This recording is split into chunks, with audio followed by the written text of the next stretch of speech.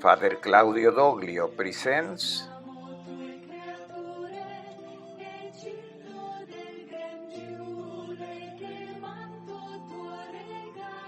The Passion of Jesus according to Matthew, video number 10, Envy, Intercession, and Election.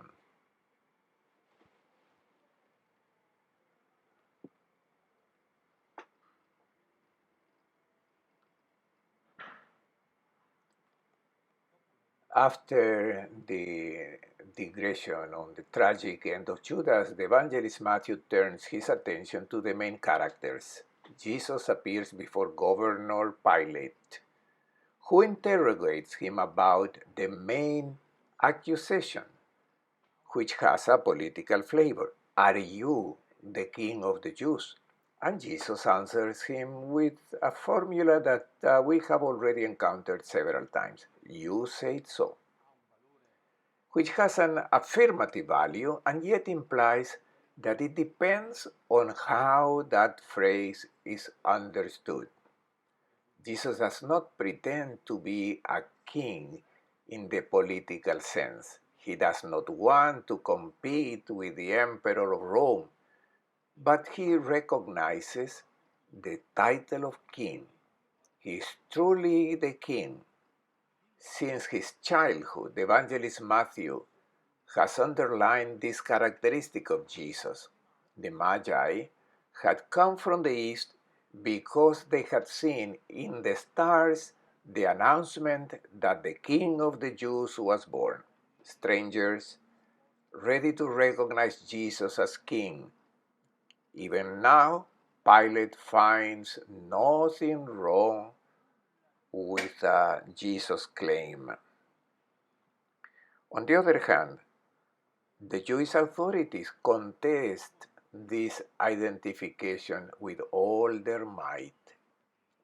The chief priests and the elders accuse him forcefully, but Jesus answers nothing. And Pilate is surprised. The evangelists insist on this silence of Jesus. Do you not hear how many things are they testifying against you?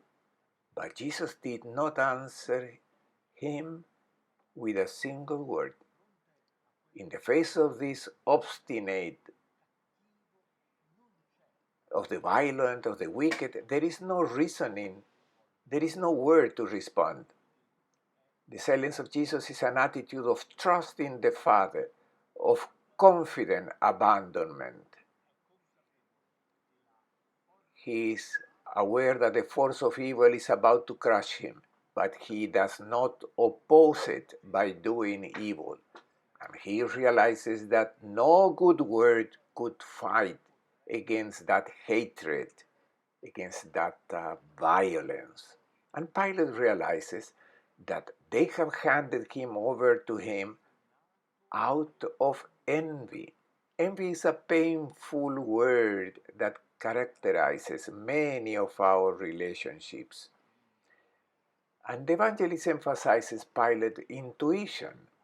He realizes that behind the accusation of Jesus, there is not a political motivation, a deserving crime condemnation. There is envy. It is the Jewish leaders who envy Jesus because he has a popular following, because he is acclaimed by the multitudes, because he is well spoken of, because he is successful with people. The rulers are envious of this good reputation of Jesus. They want to destroy him. They consider him a competitor, a rival, and an adversary. They do not even consider that he can be the Messiah. For them, Jesus is simply someone who is not of their group and a potential rival. They are envious of his success and try to condemn him. This happens many times. The history of humankind has presented us with countless cases in which, out of envy, someone destroys another person. Pilate asks a question twice. Which one do you want me to release to you? That is a choice. Which one do you want? It was customary on the eve of Passover for the governor to grant amnesty to a prisoner. And so Pilate attempted to play this card of judgment. He proposes to free this Jesus called Christ. He puts another famous prisoner at his side called Barabbas. He was probably a fanatic, a violent bandit. Barabbas sounds like a nickname, Bar Abba, son of the Father. He's a son of the Father. As an alternative to Jesus, the true Son of God the Father. Barabbas is a violent man, a famous bandit who fights against Rome.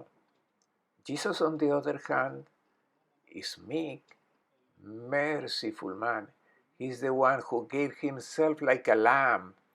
He is the authentic Son who abandons himself into the hands of the Father. Whom do they want as model?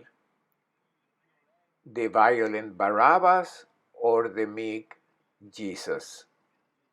It is a question that is also posed to us. Whom do we choose as an ideal of life? Jesus' way or the way of the violent, of the thugs, of the rich, of the celebrities, of those who emerge crushing others? Whom do you want me to let go? At the center of the scene appears a character that is an original note from Matthew. While he was still seated on the bench, his wife sent him a message. Have nothing to do with that righteous man. I suffered much in a dream today because of him.